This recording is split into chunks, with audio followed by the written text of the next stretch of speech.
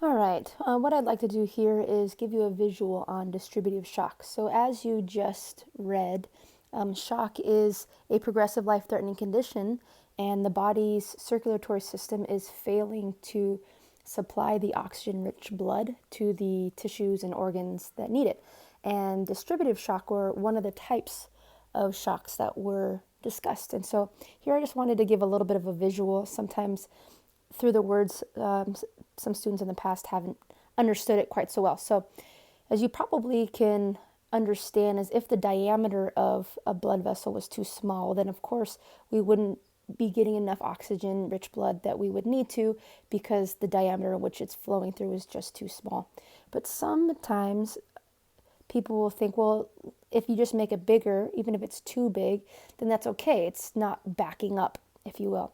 But the problem with that is, in distributive shock, is if there is an abnormal dilation of the vessel, or the vessel is too big, okay, as the blood flows through, the blood, let's say, is just flowing through this bottom half.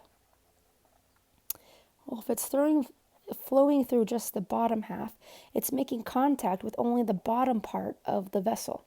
This is where, remember, this is where all of this area, this is where that gas exchange, the nutrient or waste exchange is occurring.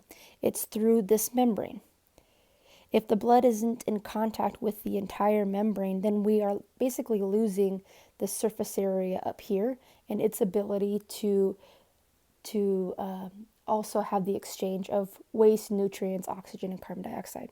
So if the dilation is too big, we still will get a reduction in the deliverance of rich oxygenated blood. So if it is dilated appropriately, then the blood fills, my beautiful art skills, the blood fills the vessel. And so here we're seeing that we have contact with the membrane, okay, with the vessel all around.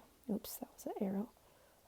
That we're having the ability to exchange that gas and nutrients and waste products through all of the membrane, because the blood is in contact with all of that as it flows in and out.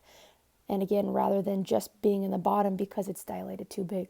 So I hope this will, if you were a little bit confused on what distributive shock was and how that would be a problem, hopefully this clarified that a little bit.